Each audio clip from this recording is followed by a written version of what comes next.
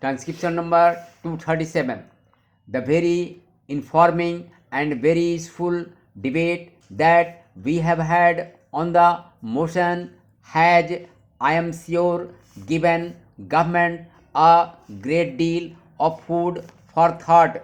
Many suggestions have been made which I have been thankful to find are very largely in accordance with the government's own ideas on the problems which devaluation has thrown up, and I have no doubt in my mind that when we set up a suitable machinery for bringing about increased possibilities of consultation between the government and parliament in these matters, we should be able to push things forward to a satisfactory stage.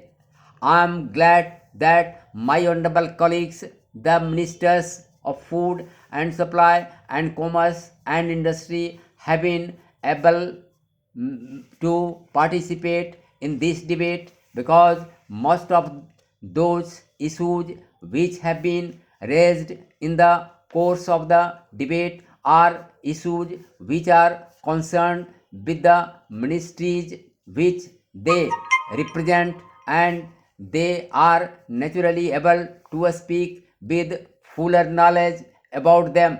I wish in the little time that I have at my disposal this evening to confine myself to certain abroad considerations which honorable members have raised in the course of the discussion.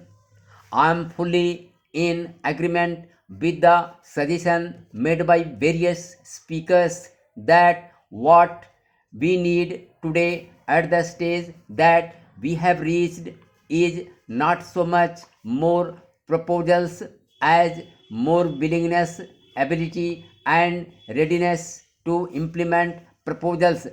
The question of implementation is really the most vital question that we have to face today. The more I think of the economic problems with which the country is faced today, the more I feel that at bottom they are not really economic problems in the sense of technical economics, but they are really problems of administration.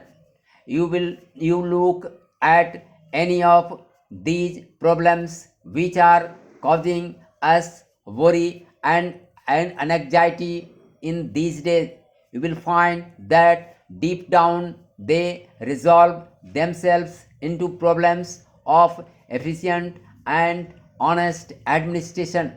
Now, the question of administration is bound very closely with the other idea which has been suggested by several honorable speakers, namely the idea of coordination.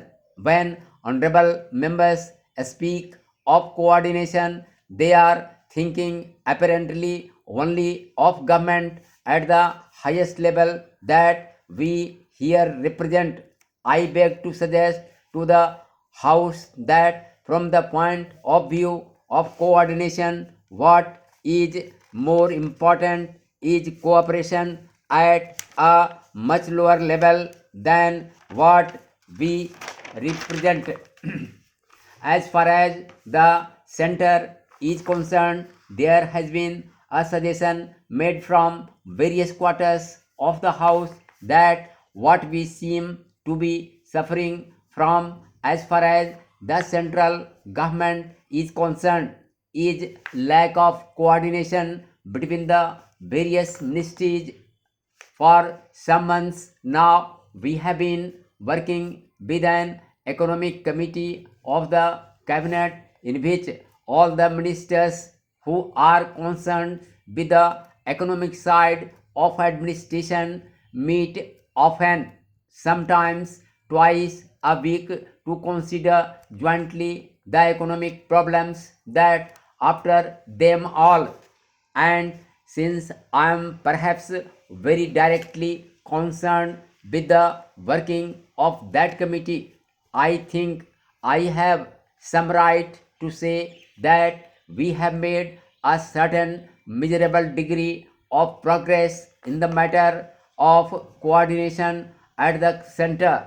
But as my honorable friend Dr. Syama Prasad Mukherjee mentioned, the question of coordination is equally important as between the center and the states.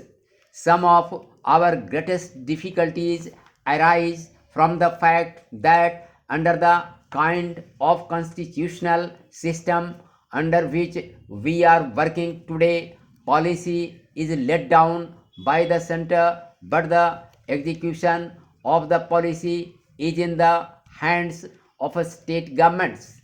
If there is not enough coordination, if there is not sufficient attempt on the part of the two agencies of government to get together and work out their problems jointly, we shall not be able to make the progress that we all desire. I do hope in the days which are immediately ahead of us, as soon as the Constitution has come into force, we probably shall have at our disposal a more effective machinery for this purpose. Sir, in the speech which I made on the motion before the House, I placed before honorable members the program that the government have in mind in order to meet the difficulties created by devaluation. If I may take the most important of the difficulties that we have to face, the most important directions in which government have to move, I would mention three particularly. Now I come to the main bill. It goes without saying that a change is needed in the patents law because our last act is of 1911. 1911 is a period when this country was industrially not at all developed. It is very necessary to see how our law should be modified in order that the patents law is not detrimental to consumer interest and is not prejudicial to the industrial development of the country. If the law stands against these two, then it has to be changed. Therefore, an attempt has been made to change the law.